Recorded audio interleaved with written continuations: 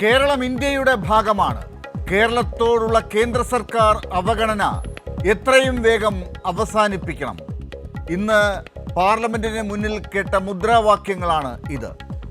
മറ്റു സംസ്ഥാനങ്ങൾക്ക് പ്രത്യേക സഹായം നൽകുന്ന കേന്ദ്ര സർക്കാർ രക്ഷാപ്രവർത്തനത്തിനായി വന്ന ചിലവ് പോലും കേരളത്തിൽ നിന്ന് ഈടാക്കുന്നു.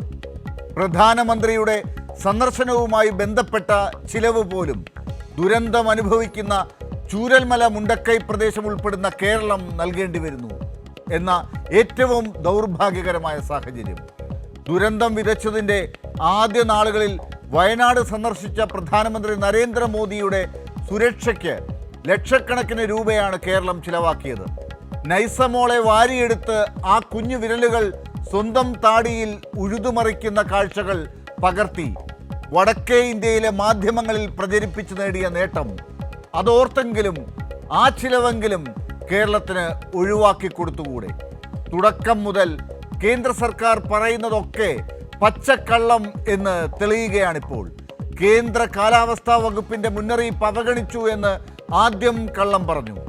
ക്വാറികളുമായി ദുരന്തത്തെ ബന്ധപ്പെടുത്തി പറഞ്ഞ കഥകളും പൊളിഞ്ഞു. പ്രധാനമന്ത്രി നേരിട്ടെത്തിച്ചൊരിഞ്ഞ വാഗ്ദാനങ്ങളും ഇപ്പോൾ ഇല്ല.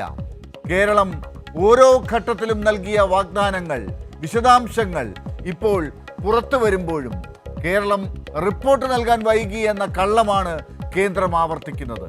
പ്രളയ സമയത്ത് സൗജന്യമായി അരി തരുന്നു എന്ന് പറഞ്ഞു പറ്റിച്ച് പിന്നീട് കണക്ക് പറഞ്ഞ് അവസാന അരിമണിയുടെ വില പോലും എണ്ണി വാങ്ങിയവർ, ചൂരൽമലയിലെ തിരിച്ചറിയാത്ത മൃതദേഹങ്ങളുടെ DNA പരിശോധനയ്ക്ക് പൈസ ഈടാക്കുന്നവർ, എയർലിഫ്റ്റ് ചെയ്ത് ആളുകളെ രക്ഷപ്പെടുത്തിയതിന് കൂലി ആവശ്യപ്പെടുന്നവർ, സത്യത്തിൽ രക്ഷാപ്രവർത്തനത്തെ കച്ചവടമാക്കുകയാണോ BJPയുടെ നേതൃത്വത്തിലുള്ള കേന്ദ്ര സർക്കാർ?